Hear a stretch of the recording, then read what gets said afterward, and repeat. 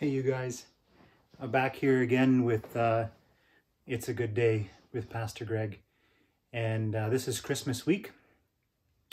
You're tuning in on the 22nd of December, and we are just a couple of days away from the big day. And as we've been getting ready for this day, been having some thoughts about the first Christmas. And I know, this isn't a new thing. Been having these thoughts quite a bit about that first Christmas, and maybe especially this year, as we've been experiencing a lot of things that are very familiar or similar to that first Christmas. And you see our little nativity here. We usually have this set up upstairs on our piano. I set it up down here for you guys today. And that first Christmas, oftentimes when we do the Christmas plays and things like that, we like to have all the shepherds, the sheep come out, and the wise men show up, and all the angels come out. But here's an interesting thing. Those wise men didn't show up until probably about 2 years later. And so those guys weren't originally in the picture that first Christmas day when Jesus was born. And in fact, by the time the angels spoke to those shepherds, the baby Jesus was already born, because the declaration they gave was that go into Bethlehem and you're going to find a baby wrapped in swaddling cloths lying in a manger. So baby Jesus had already been born by the time the shepherds were told. And likely, we don't really have this story of the angels showing up at the manger, though that, would have been a fantastic thing, but likely they weren't there. So probably what we have is we've got a Mary and a Joseph and a baby Jesus and maybe some animals, but that's kind of about it. So in that space where we usually think of, all these grand celebrations, where Jesus was born, he was probably born in the middle of nothing, in the middle of a manger with nobody around and nothing really happening except for mom and dad there. And would have been fairly lonely.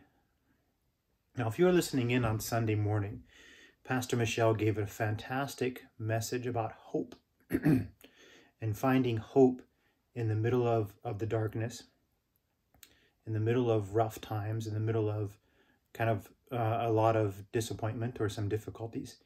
And one of the things she talked about was kind of getting a gauge on ourselves of where we're at and what's happening in our lives, what's happening in us emotionally. And she talked a little bit about loneliness. I don't remember if you remember the acronym. She used the acronym HALT. She said, when you first come to a place of hopelessness, you should halt and take a kind of a judgment of yourself. And the acronym HALT stands for, are you hungry, angry, lonely, or tired?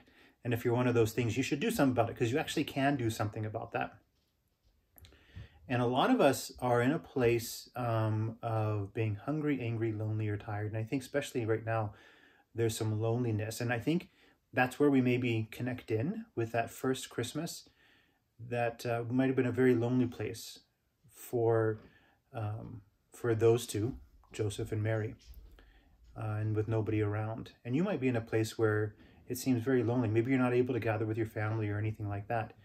What I would encourage you to do is to reach out.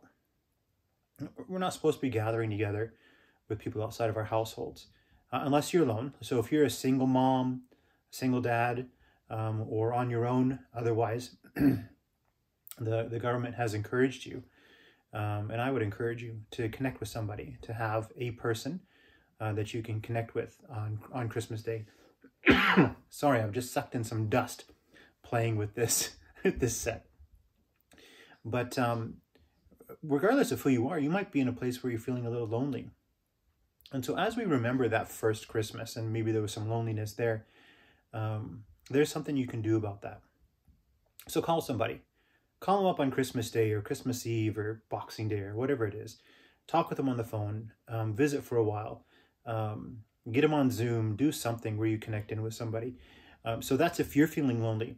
And if you know somebody who's on their own, or somebody who might just need a phone call, give them a call. Let's reach out. Let's be the greater family of God together. Let's reach out to each other.